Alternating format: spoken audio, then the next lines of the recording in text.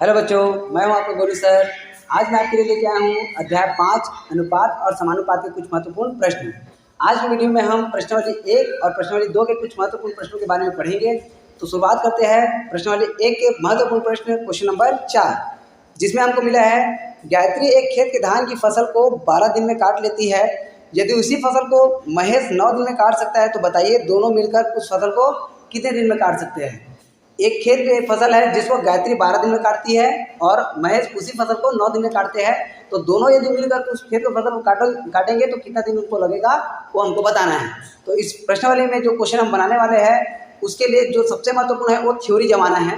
यदि हमको थ्योरी जमाने आ गया तो समझो प्रश्नावली का कोई भी क्वेश्चन हमसे नहीं छूटने वाला है। तो शुरू करते हैं। इसमें हम थ्योरी कैसे जमाएंगे। एक खेत की फसल है जिसको गायत्री 12 दिन में काटती है। तो खेत की फसल है उसको 12 दिन में काटते हैं, उसको अलग से लिखना है। कैसे लिखना है? 12 दिन में काटा गया फसल, मतलब हमको जो बात होती है उसको शुरू में लिख करके लिख रहे हैं। तो हम शुरू करते हैं क्वेश्चन नंबर 4। थ्योरी कैसे जमाते हैं अच्छे से समझिएगा। गायत्री द्वारा 12 दिन में काटा गया फसल,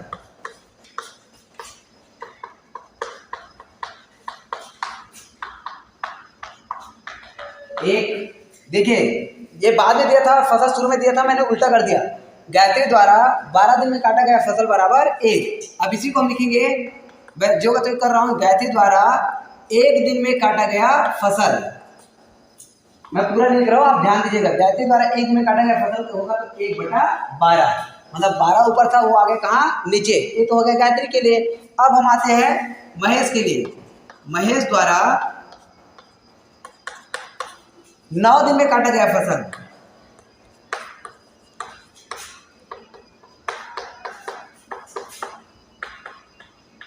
महेश द्वारा 9 दिन में काटा गया फसल हो जाएगा 1। तो महेश द्वारा, अब इसके लिए भी हम लिखेंगे 1 दिन के लिए, तो 9 कहाँ जाएगा नीचे। तो 1 दिन में काटा गया फसल बराबर 1/9। तो इसके लिए गायत्री के लिए भी 1 दिन की कार्य क्षमता 1/12 निकल गया और इसके लिए भी 1 दिन वाला निकल गया। तो दोनों मिलकर देखो, दोनों का दिन समान हो गया, 1 दिन और 1 दिन। अब दोनों मिलकर, मिल का मतलब होता है प्लस, दोनों मिलाकर 1 दिन में काटा गया फसल निकालेंगे। तो दोनों मिलकर या दोनों द्वारा 1 दिन में काटा गया फसल, तो दोनों द्वारा जब 1 दिन के लिए निकालेंगे तो 1/12 और 1/9, इसके लिए 1 दिन का जो निकला है उसको और 1 दिन के लिए इसके लिए निकला, दोनों को जोड़ देंगे, मतलब 1/12 धन 1/9। अब इन दोनों का आधार समान नहीं है तो हम कर देंगे तिरक गुना। तिरक गुना कैसे होगा? 9 एकम 9, बीच में है धन तो यहाँ पर भी आ जाएगा धन, और 12 एकम 12 बटा में 12 गुना 9 करेंगे तो रहने देते इसको 12 गुना 9। अभी हो जाएगा हमारे पास 12 और 9, दोनों को हम क्या करेंगे जोड़ेंगे। तो 9 12 मिला के हो जाएगा 21/12 गुना 9। अब इन दोनों को हम कटा सकते हैं किससे? 3 से। तो 3 7 21। अब इसको भी 3 से कटा सकते हैं, इसको भी। अब आपको जो सरल लगे उसको कटा दीजिएगा। 3 3 9, तो ये हो जाएगा हमारे पास ऊपर में 7 और नीचे में 12 3 36। तो इस तरीके से हमको ये 7/36 जो मिला है ये है हमारा फसल, मतलब 7/36 फसल को दोनों मिलाकर कितने दिन में काट रहे हैं? 1 दिन में। तो हम अब इसको उल्टा लिखेंगे, 7/36 फसल को काटने में लगा समय, क्योंकि हमको फसल नहीं निकालना है, हमको निकालना है समय, मतलब दिन निकालना है। तो इसको हम कैसे जमाएंगे? दोनों द्वारा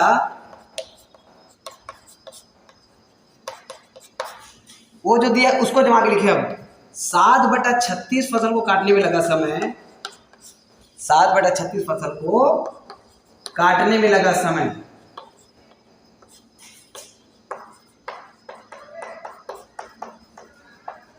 कितना समय लगा है? 1 दिन लगा है।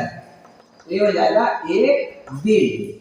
अब 7/36 फसल के जगह में कितने फसल को निकालना है हमको? 1 फसल को। तो ये हो जाएगा हमारे पास दोनों द्वारा 1 फसल को काटने में लगा समय। तो ये हो जाएगा हमारे पास, जो यहाँ पर जब हम देखे थे 9 ऊपर से आया था नीचे, तो यहाँ पर जो नीचे वाला है वो जाएगा ऊपर और जो ऊपर वाला है वो आ जाएगा नीचे, मतलब 36 जाएगा ऊपर और 7 आ जाएगा नीचे। ये है हमारा दिन। अब याद रखिएगा कभी भी दिन को बटा में हम नहीं छोड़ेंगे, तो हम क्या करेंगे, इसको सही के रूप में लिखेंगे, दशमलव भी नहीं लिखना है ना। इसको कैसे लिखेंगे? देखिए 7 से भाग करना है किसको? 36 को। तो 7 पंचे 35 और बचेगा कितना हमारे पास 1। तो ये हो जाएगा 5 सही 1/7। ध्यान से समझिए 5 सही 1/7। तो ये हो जाएगा हमारे पास 5 सही 1/7 दिन। अतः दोनों मिलकर उस खेत की फसल को कितने दिन में काटेंगे? 5 सही 1/7 दिन में। इस तरीके से आप प्रश्नोत्तरी के सभी क्वेश्चन को बनाइएगा और याद रखिए इसमें आपने यदि थ्योरी जमाना सीख गया तो आपको किसी भी क्वेश्चन को बनाने में दिक्कत नहीं होगा। तो चलिए अब हम चलते हैं प्रश्नावली 2 की ओर। प्रश्नावली 2 में जाने से पहले मैं आपको बताता हूँ उसके पहले जो उदाहरण नंबर 4 है उसको, ये क्वेश्चन भी बहुत इंपॉर्टेंट है। तो पहले हम देखते हैं प्रश्नावली 2 में जाने से पहले उदाहरण नंबर 4।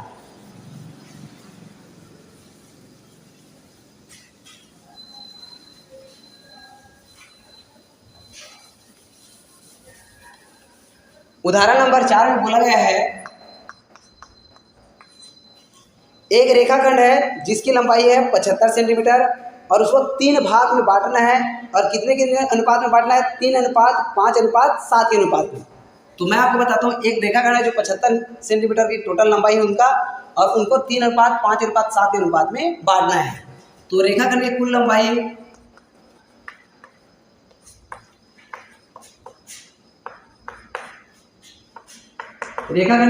हमको मिला है 75 सेंटीमीटर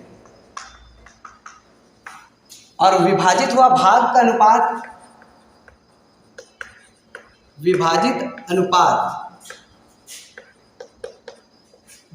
हमको मिला है 3:5:7। अब हम ये देखते हैं कि यदि मैं 3, 5 और 7 10 को जोड़ूंगा तो 75 मिल पाएगा क्या? नहीं मिल पाएगा। तो आप क्या करेंगे, जब अनुपात के रूप में भाग हमको मिला है तो प्रत्येक भाग में हम एक चर राशि का गुणा कर देंगे। मतलब पहले जो भाग मिलेगा उसमें हम 3x कह देंगे, दूसरे को 5x कह देंगे, तीसरे को 7x कह देंगे। तो ये हो जाएगा पहला भाग, इसको हम मान लेंगे, माना जो अनुपात मिला है उन्हीं के साथ x का गुणा करते जाना है बस। तो पहला भाग इसको हम कह देंगे 3x, दूसरा भाग इसको हम कह देंगे 5x और तीसरा भाग ये हो जाएगा हमारा 7x। ये पहला, दूसरा, तीसरा भाग हमको प्राप्त हो गया। कुल कितना लंबाई है?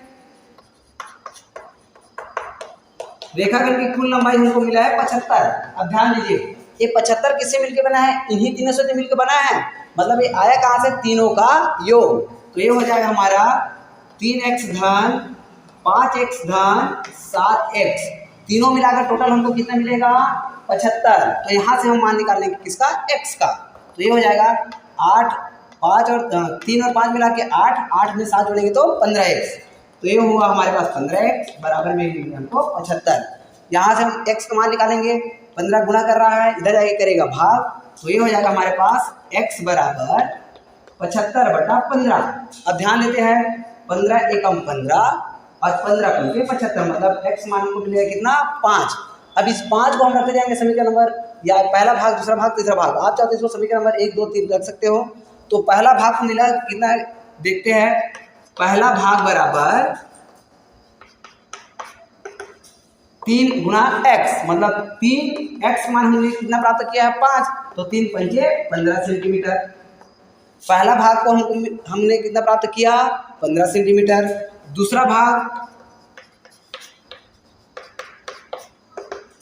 मतलब 5x, 5x में फिर से हम रख देंगे 5, 5 पंजे 25 सेंटीमीटर। अब तीसरा भाग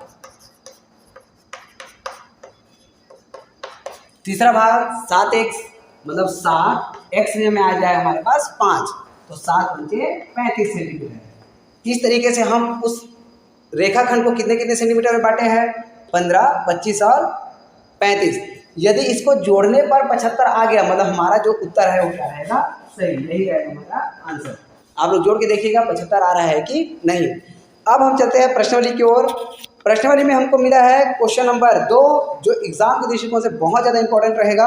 अब इसको हम शुरू करते हैं।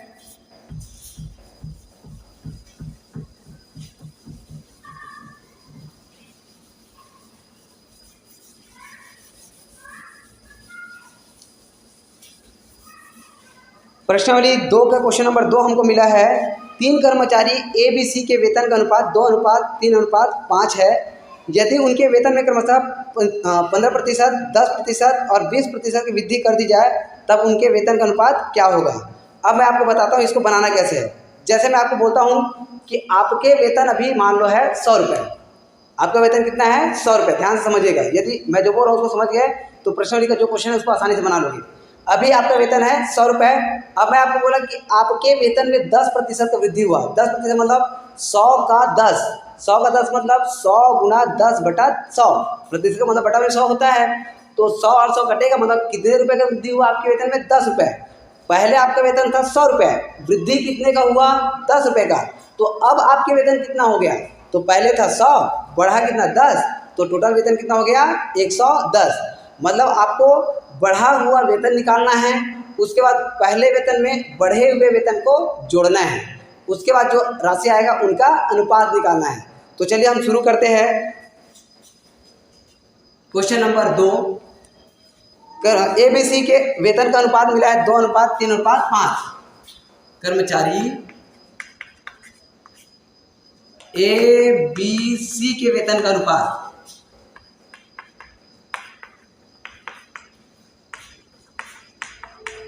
ये हमको मिला है 2:3:5। ध्यान समझिएगा, 2:3। फिर से अनुपात के रूप में मिला ना, तो हम क्या करते हैं इनके साथ चर राशि का गुणा, मतलब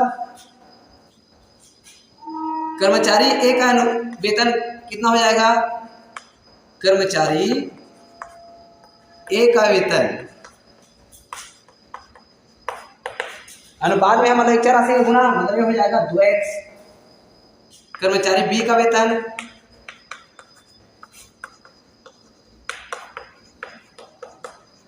ये हो जाएगा हमारे पास 3x। वैसे ही कर्मचारी सी का वेतन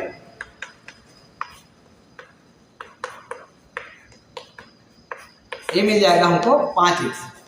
इन तीनों का वेतन मिला है। अब इनके वेतनों में कितने कितने अनुपात का वृद्धि हुआ है, कितने कितने प्रतिशत का वृद्धि हुआ है उसको देखते हैं। उनके वेतन में क्रमशः पहले कर्मचारी में 15%, दूसरे कर्मचारी में 10% और तीसरे कर्मचारी में 20%। तो हम देखते हैं पहले में हुआ है कितने प्रतिशत का वृद्धि, 15% का। ए के वेतन में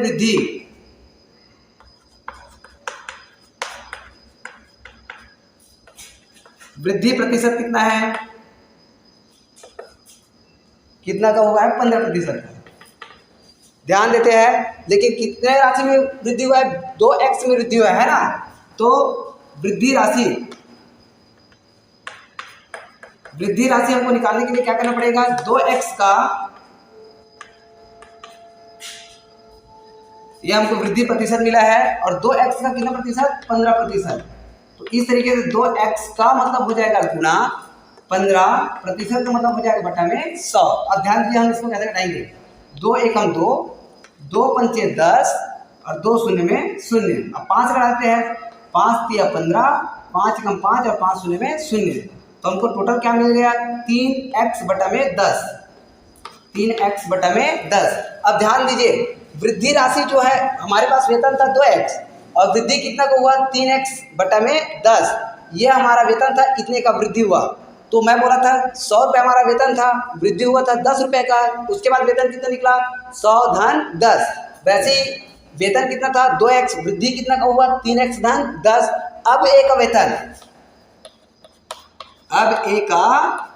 वेतन, इसको निकालने के लिए हम क्या करेंगे, ये जो हमारे पास राशि मिला है 2x उसमें 3x बटा 10 को जोड़ देंगे। तो इस तरीके से राशि क्या निकल जाएगा, 10 दूनी 20, 3 23। तो ये हो जाएगा हमारे पास 23x बटा में 10। अब एक रियल वेतन है 23x बटा 10। अब यही प्रोसेस हमको बी के लिए भी करना है और सी के लिए। तो चलते हैं अब बी का वेतन, बी के वेतन में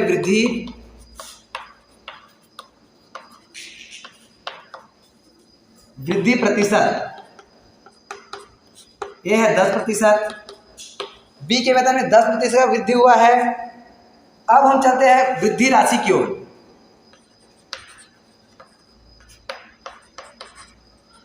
वृद्धि राशि मतलब जो इसका वेतन था 3x उसमें कितना प्रतिशत का वृद्धि हुआ है, 10% का, मतलब 3x का 10%। तो ये हो जाएगा हमारे पास 3x का मतलब गुना 10% का मतलब बटा में 100, तो ये हो जाएगा 0 से 0 कट गया, तो ये हुआ हमारे पास 3x बटा में हो जाएगा हमारे पास 10।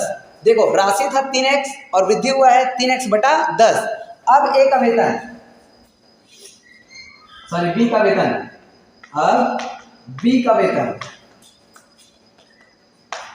तो जैसे इन दोनों को जोड़े थे 2x और 3x बटा 10 को, वैसे ही इसमें का 3x और इसको जोड़ देंगे, मतलब 3x धन 3x बटा 10, और इसको हम पूरा करेंगे तो 10 तिया 30 और 3 33, तो ये हो जाएगा हमारे पास 33x बटा 10। अब बी का वेतन जो है 33x बटा 10 है। अब सी के लिए चलते हैं, सी के वेतन में वृद्धि प्रतिशत, इसके वृद्धि प्रतिशत हमको मिला है 20% है। अब हम जाते हैं 20% जब इसके में वृद्धि हुआ, अब वृद्धि राशि में चलेंगे। वृद्धि राशि में क्या है, जो इसका वेतन था 5x, इसका कितना प्रतिशत वृद्धि हुआ 20%, ये हो जाएगा 5x का मतलब गुना 20 बटा में 100, तो यहाँ से 0 कट गया, तो हमारे पास मिलेगा 5 दूनी 10x बटा में 10। अब यहाँ से आप चाहो तो 10 और 10 को घटा सकते हो, लेकिन 10 और 10 को घटाने पर आगे आपको दिक्कत हो जाएगा, इसलिए यहाँ पर नीचे में 10 को छोड़ दे रहना, क्योंकि इसके भी बटा में 10 है, इसके भी बटा में 10 होना चाहिए, क्योंकि इसके भी बटा में क्या है 10, तीनों के बटा में 10 होना चाहिए। अब अंतिम में यदि हम इसको 10 और 10 को घटा देंगे तो बटा से 10 कट जाएगा, इसके लिए 10 कटेगा, बाकी समय तो 10 है ना, इसलिए आप क्या करना, इन दोनों 10 को नहीं कटाना, इसको रखे रहना। अब आ जाएगा हमारे पास, अब सी का वेतन, सेम प्रोसेस चल रहा है ना, तो इसके अब सी का वेतन निकालेंगे तो 5x और इसको जोड़ेंगे, 5x धन 10x के बटा में 10, तो ये हो जाएगा हमारे पास 10 पंचे 50 और 10 60, तो ये हो जाएगा 60x बटा में 10। तो वृद्धि होने के बाद सबके वेतन का अनुपात हमको निकालना है, तो सबके वेतन का अनुपात निकालने के लिए अब एबीसी के वेतनों का अनुपात, एबीसी के वेतनों का अनुपात निकालना है। तो तीनों के वेतनों का अनुपात अब निकालना है, तो बढ़ने के बाद तीनों के वेतनों का क्या क्या मान है, देखो यहाँ पर 23x बटा